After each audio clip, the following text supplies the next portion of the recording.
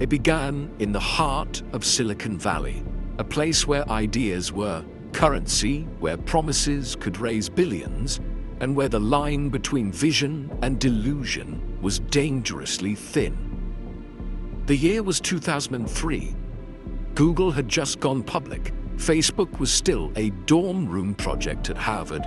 The world was racing to digitize everything: communication, entertainment, shopping, even identity itself. And in that frenzy, one young woman in Palo Alto decided she would revolutionize medicine. Her name was Elizabeth Holmes. Born in Washington, D.C. in 1984, she grew up in Houston, Texas, in a family that spoke constantly of legacy and ambition. Her father, Christian Holmes, had worked for government agencies like USAID. Her mother, Noel, had been a congressional committee staffer. Around the dinner table, they talked not about ordinary jobs, but about public impact, history, and greatness.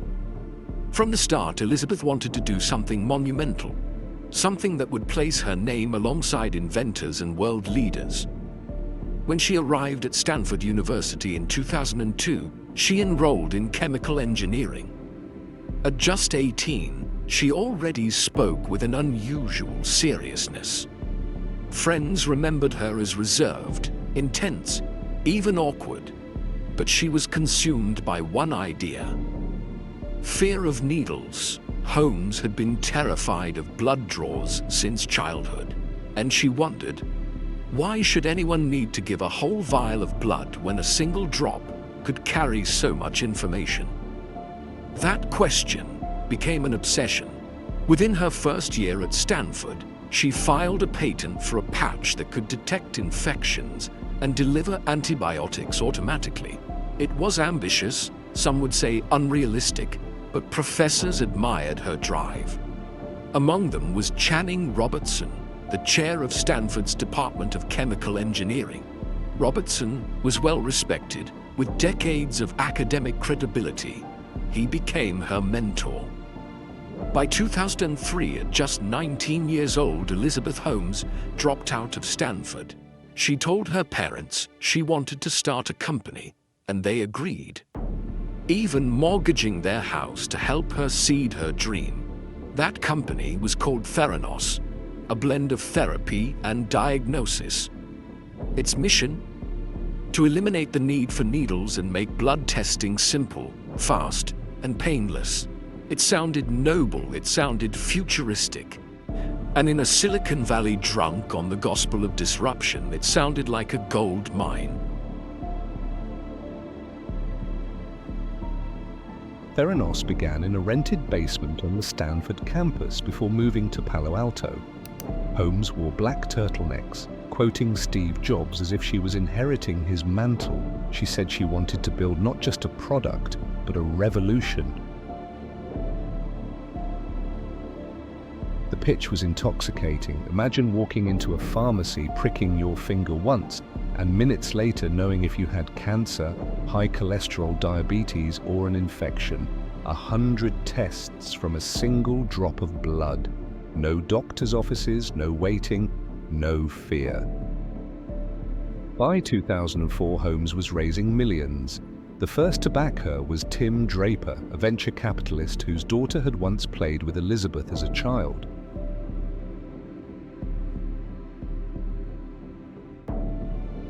Soon after came Larry Ellison, the billionaire founder of Oracle. With names like these behind her, Theranos attracted more investors. By 2005, she had secured over $6 million in funding. But Holmes wasn't just pitching technology, she was selling herself. She lowered her voice deliberately, adopting a deeper, slower tone when speaking in public. She always wore the same black turtleneck, presenting an image of minimalist genius. Journalists compared her to Jobs, even to Einstein.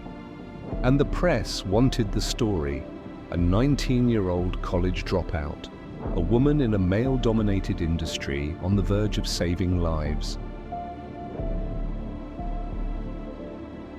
Behind closed doors, however, the science wasn't working. The machines, nicknamed Edison devices, were struggling to produce accurate results. Blood would clot, tests would fail, results contradicted themselves. But Holmes kept the details secret. Employees were told to keep quiet. Access inside the labs was strictly segregated. If an investor or partner asked to see the devices, they were shown only what Holmes wanted them to see. And that secrecy made Theranos even more alluring.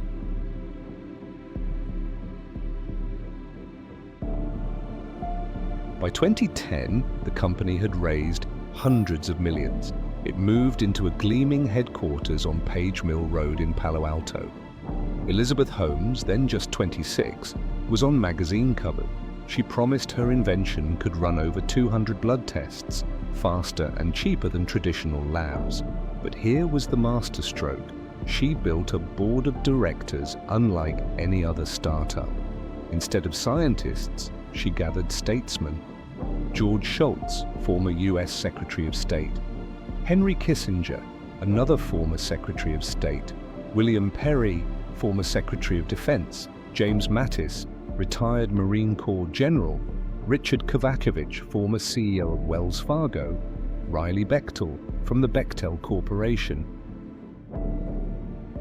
These men were powerful, connected, and respected. But most of them were elderly. Few understood biotech. What they did understand was influence. With their names on her letterhead, Theranos became untouchable. Who would dare question a company endorsed by Kissinger and Shultz? By 2013, Theranos had struck deals with Walgreens and Safeway. Plans were drawn for blood testing centers in thousands of stores across America. Walgreens invested $140 million. Safeway poured in $350 million to renovate its pharmacies. Holmes became the darling of Silicon Valley. Forbes named her the youngest self-made female billionaire with a paper fortune of $5 billion. By 2014, Theranos was valued at $9 billion. Every headline called her a visionary. Every photograph showed her piercing blue eyes, her black turtleneck, her promise that she could change healthcare forever. And the world believed her.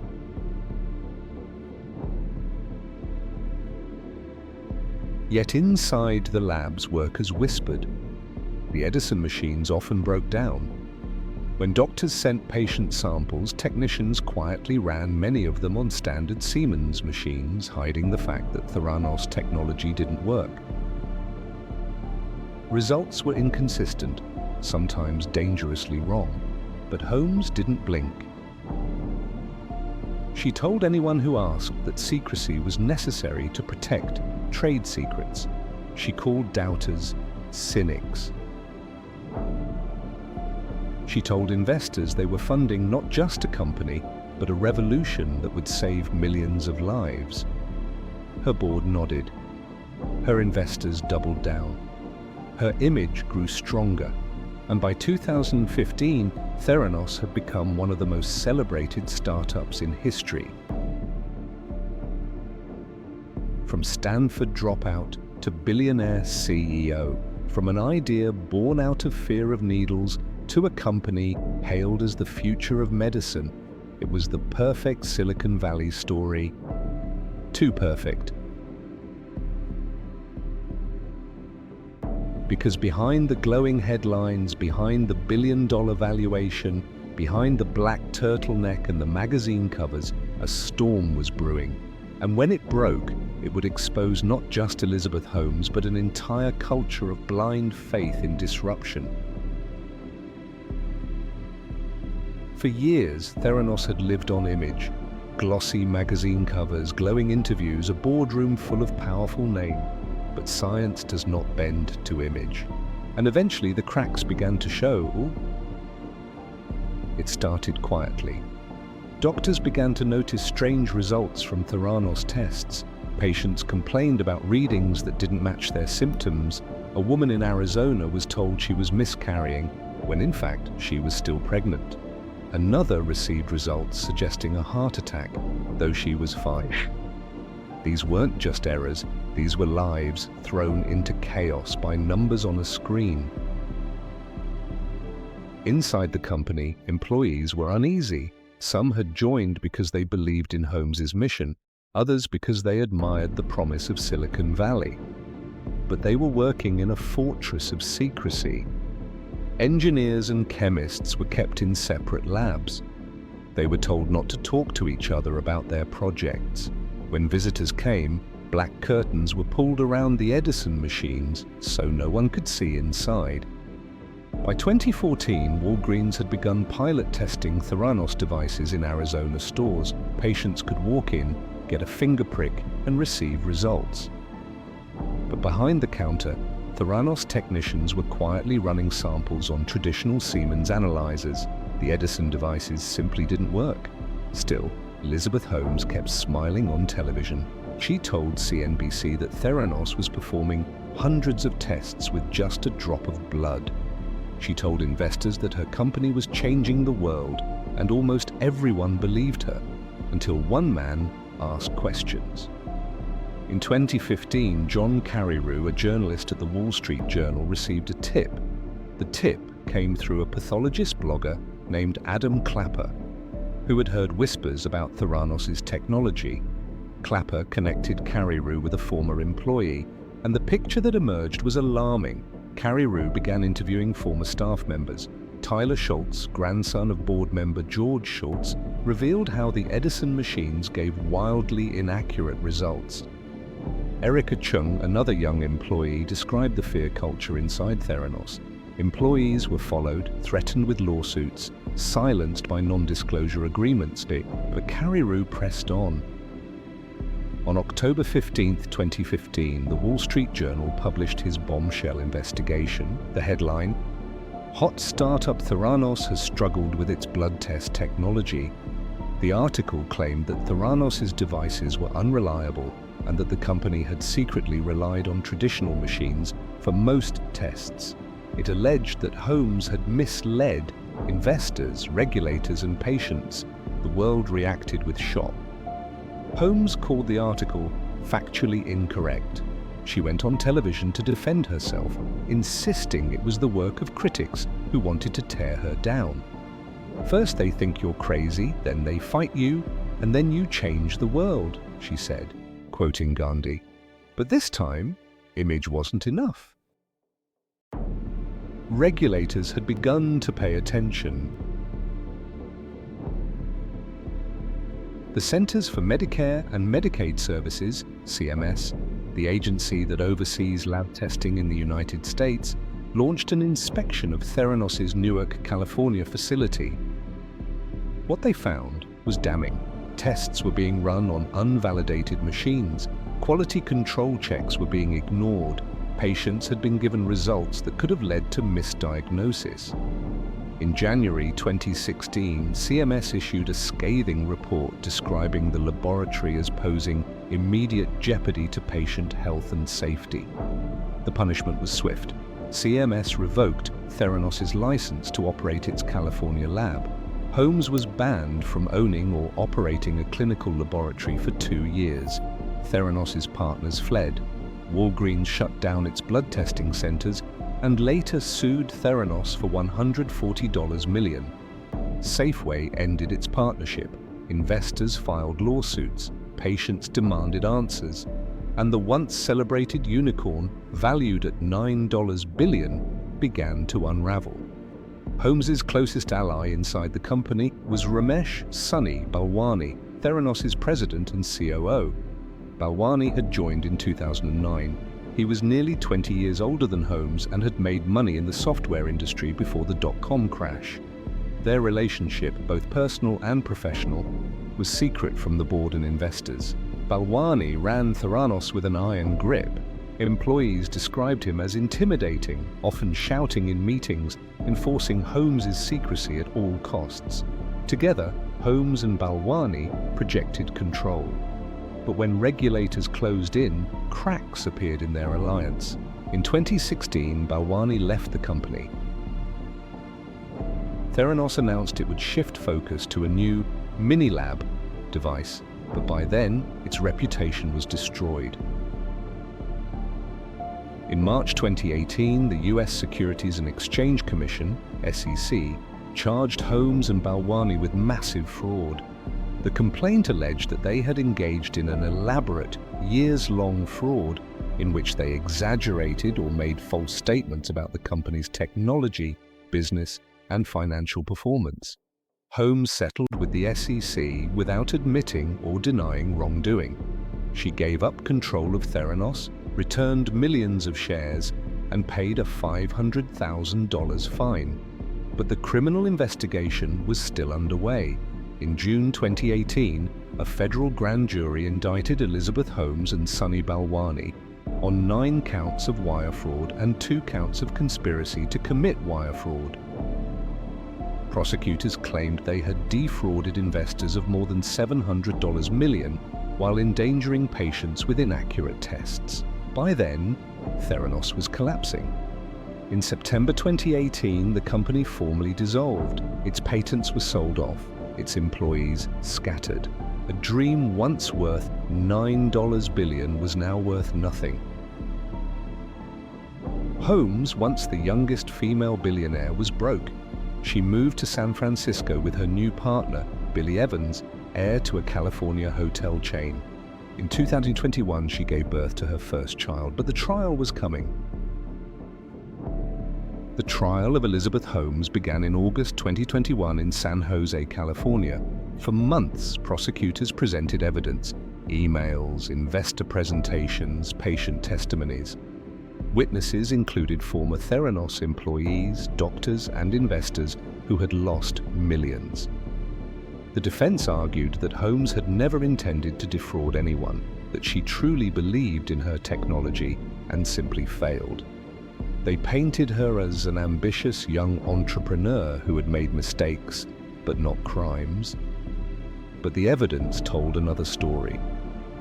Jurors heard how Holmes and Balwani had cherry-picked data, showing investors only favorable test results while hiding failures.